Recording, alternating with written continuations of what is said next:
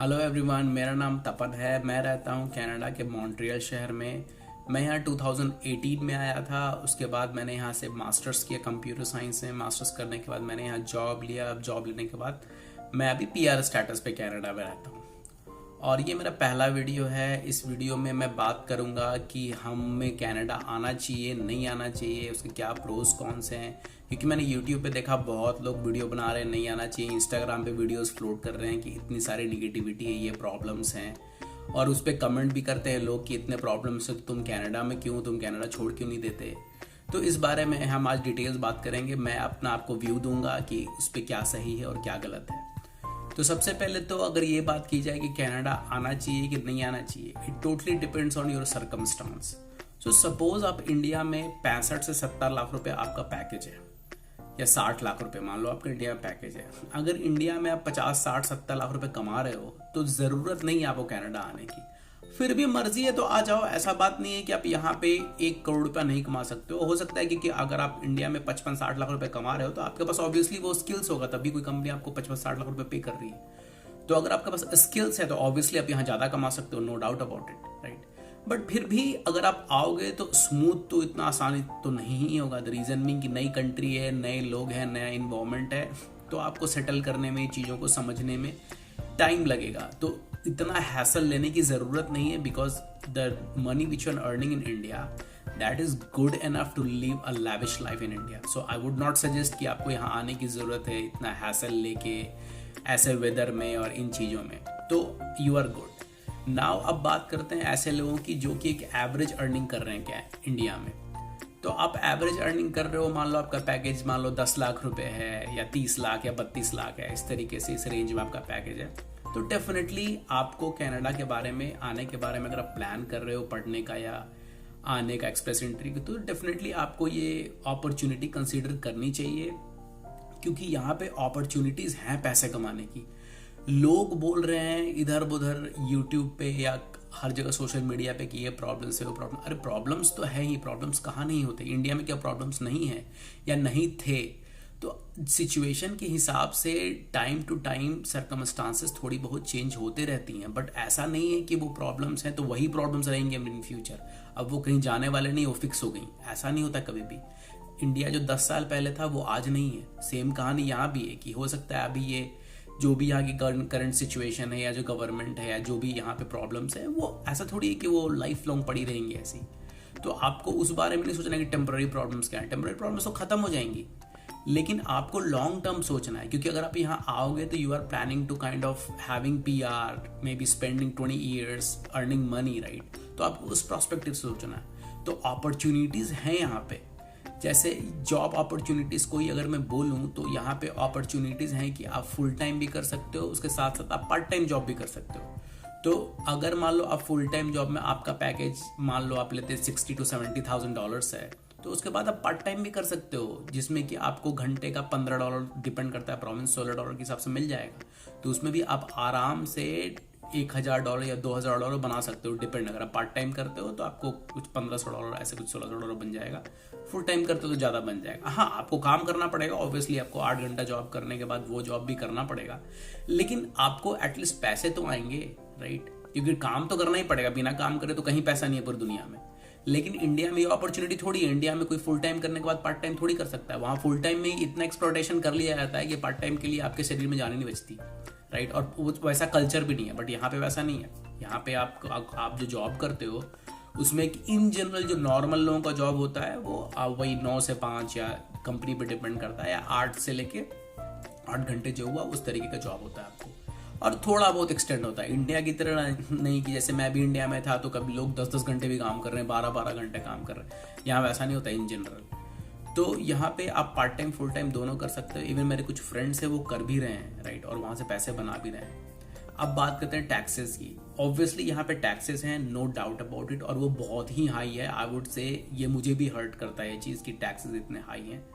आई would से कि मतलब अब क्या ही बोलूँ, अब है तो है, उसका कुछ कर नहीं सकते। लेकिन उसका जो वर्क अराउंड भी है, राइट, कि टैक्सेस यहाँ पे तब हैं जब आप एक फुल टाइम जॉब कर रहे हो। अगर आप फुल टाइम जॉब नहीं कर रहे हो तो फिर टैक्सेस का वर्क अराउंड है।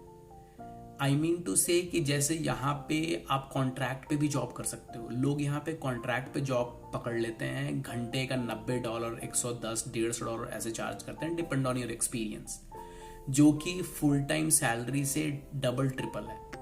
और वो जब चार्ज करते हैं तो वो आप अपना कंपनी खोल देते हैं, उस कंपनी से फिर एक कॉन्ट्रैक्ट ले लेते हैं, और फिर वो टैक्सेस जो है बहुत कम पे करते हैं, क्योंकि खुद की कंपनी से ही वो सैलरी लेते हैं जिसमें कि वो मात्र 15% टैक्सेस पे करते हैं, इवन लेस देन दैट, क्योंकि वो उतना ही सैलरी विड्रॉ करते हैं जितने की उसकी ज़रूरत होती है। बट ये सारे वर्क अराउंड्स हैं, और ये वर्क अराउंड आपको इंडिया में कोई नहीं बताएगा, ये आपको यहाँ आने के बाद ये वर्क अराउंड्स पता चलेगी कि हाँ यहाँ क्या है नहीं है। तो अगर आपके पास टैलेंट है, अगर आपके पास रिस्क टेकिंग कैपेसिटी है, तो आप कॉन्ट्रैक्ट भी कर सकते हो, because contract job comes with risk. जैसे अभी आप मान लो मार्केट खराब है, तो मार्केट खराब है तो अभी अगर कंपनीज फायरिंग करेंगी तो वो कॉन्ट्रैक्ट वालों की ही फायरिंग करती है, वो फुल टाइम वालों की फायरिंग नहीं करती कंपनी, वो कॉन्ट्रैक्ट वालों की फायरिंग करती है। तो उसमें थोड़ा रिस्क है, बट ये है कि वो रिस्क उतना भी नहीं है। द रीजन बीइंग कि मार्केट हमेशा ही खराब नहीं रहता, और वो जितना थोड़ा बहुत मार्केट खराब रहता है, जितना थोड़ा बहुत टाइम में कॉन्ट्रैक्ट वाले जॉब नहीं करते हैं, उन्होंने ऑलरेडी इतना बना लिया होता है, फुल टाइम वालों से दुगना दुगना पैसे वो कमा रहे होते हैं, तो they can make really good money. और बहुत लोग हैं जो यहाँ कर रहे हैं वो काम। तो ये सब हैक्स, ये सब चीज़ें आपको तभी पता चलेंगी जब आप यहाँ पे आओगे, राइट। और इनिशियली आई वुड से कि कोई भी यहाँ आए तो बी फ्लेक्सिबल। अगर आप लाइक लैविश की तरह सोचोगे कि हाँ मैं कनाडा आ गया हूँ, अब आने के बाद तो मैं टोरंटो में ही रहूँगा, मैं तो कहीं जाऊँगा ही नहीं, भाई ऐसे तो फिर नहीं चल पाएगा। अगर आप कहोगे मैं टोरंटो में ही रहूँगा, मैं हिलूंगा ही नहीं वहाँ से, मुझे ऐसी शहर चाहिए, तब तो दिक्कत है, फिर आप इंडिया में ही रहो। क्योंकि देखो अब सिंपल बात है, लाइफ में आगे बढ़ना है, पैसे कमाने हैं, तो फ्लेक्सिबल तो होना होगा, ये तो लाइफ का रूल है, राइट। अगर भाई फ्लेक्सिबल होना उन्हीं के लिए नहीं है जो ऑलरेडी रिच हैं, मिलियनायर्स हैं, भरे पड़े हैं पैसे से। तो आपको अगर आप रेडी हो फ्लेक्सिबल होने के लिए कि हाँ आपका जॉब किसी भी प्रोविंस में लग गया, तो आप जाके वहाँ काम कर लोगे, राइट, इनिशियली सेटल डाउन होने के लिए। क्योंकि फिर आस्ते आस्ते क्या होगा कि जैसे मान लो आप सास्काचीवान या कहीं भी चले गए, जैसे मान लो आप सास्काचीवान में चले गए यहाँ पे जॉब करने के बाद, थोड़ा आपको शुरू में मुश्किल होगा, आपका वेदर अच्छा नहीं होगा, that too is not like whole years, I would say it's may be like 4 months, या it can be difficult for 3 to 4 months, no doubt about it. लेकिन आपको विंटर हार्श होगा, बट आपको जॉब तो मिल जाएगी। जॉब मिलने के बाद आप धीरे धीरे आपको एक्सपीरियंस हो जाएगा, एक्सपीरियंस होने के बाद आस्ते आस्ते आप जॉब स्विच कर सकते हो। आप टोरंटो में जॉब खोज लो, जो भी प्रोविंस सही लगे आप जॉब खोज लो भाई, आप ट्रांसफर ले लो जॉब में, बहुत सारे वर्क अराउंड्स हैं। बट पहले तो आपको सेटल होना पड़ेगा, क्योंकि बहुत सारे लोग ये मिस्टेक करते हैं कि आने के बाद वो फिक्स हो जाते हैं कि नहीं मुझे तो इसी प्रोविंस में तो कहीं जाऊंगा ही नहीं, मूव कौन ही करेगा, ये कौन ही करेगा। तो ऐसे करोगे तब तो भाई दिक्कत ही है, फिर तो दिक्कत है, नो डाउट अबाउट इट। तो ये चीज़ अगर आप फ्लेक्सिबल हो, आप किसी भी सर्कमस्टांस में खुद को स्टेबल रख सकते हो और आप अडेप्ट करने के लिए रेडी हो, तो you will do really good in future, no doubt about it. तो और दूसरी इसकी प्रोज और भी मैं बताऊं तो ये भी है कि जैसे आप मान लो यहाँ पे आ रहे हो, तो यहाँ पे आने के बाद ऑब्वियसली आप तो यहाँ पे पीआर लोगे, पीआर लेने के बाद आप सिटीजनशिप लोगे, सिटीजनशिप लेने के बाद आपकी यूएस की अपॉर्चुनिटीज़ खुल जाएंगी, स्पेशली जिसको हम वो TN1 वीज़ा कहते हैं, जो कि कैनेडियन सिटीजन्स के लिए आई वुड से कि मैं बात कर रहा हूँ कि TN1 जो मुझे पता है कि वो टेक्निकल स्ट्रीम्स के लिए ही हैं, जैसे मतलब science, math, technology, engineering, management के साइड के लोग। तो जैसे मान लो आप शेफ़ हो, या आप मान लो आर्ट्स में काम करते हो, जैसे आर्ट्स के टीचर हो, हिस्ट्री के ऐसा कुछ,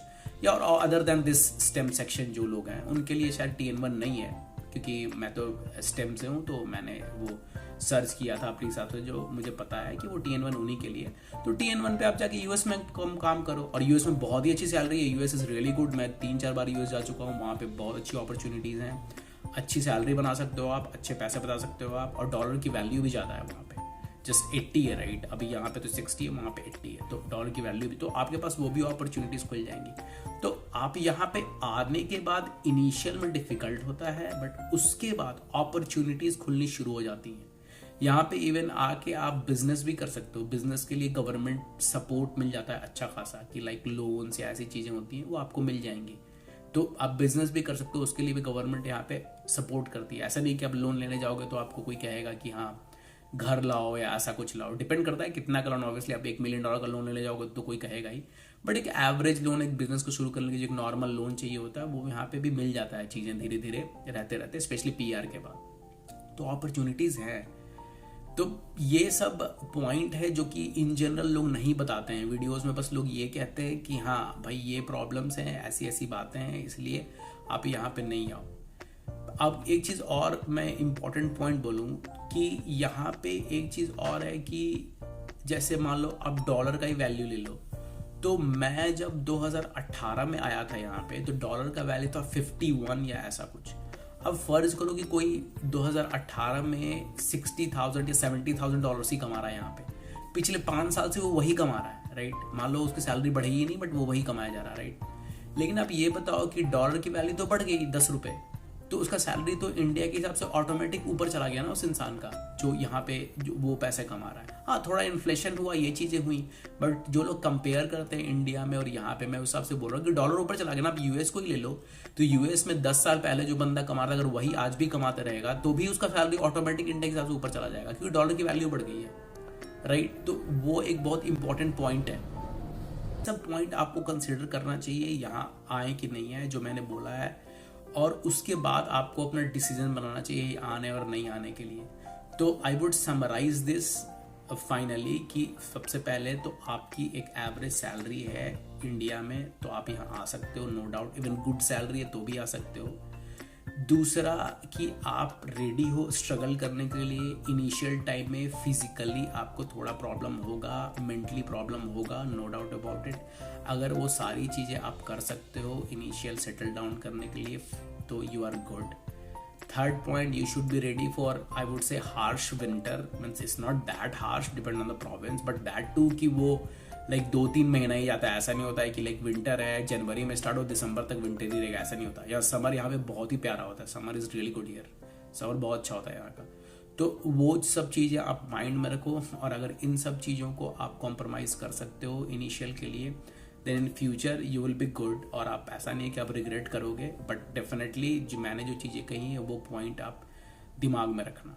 और आपके अगर कोई क्वेश्चंस हो कनाडा आने के लिए, या आपके और भी कुछ इश्यूज़ हों या डिसीजन में कुछ मैं हेल्प कर सकूं, तो I would be happy to do that. आप कमेंट्स में मुझे बता सकते हो, और मैं आपसे बात भी कर सकता हूं, और I would happy to do that. बाकी हम अब मिलते हैं नेक्स्ट वीडियो में। मैं नेक्स्ट वीडियो में कोई दूसरी टॉपिक पे वीडियो बनाऊंगा, और अगर आपको मेरा वीडियो अच्छा लगा हो और आपको कुछ इन्फॉर्मेशन हेल्प हुआ हो, तो you can definitely subscribe my channel. And thank you so much for watching, and keep smiling.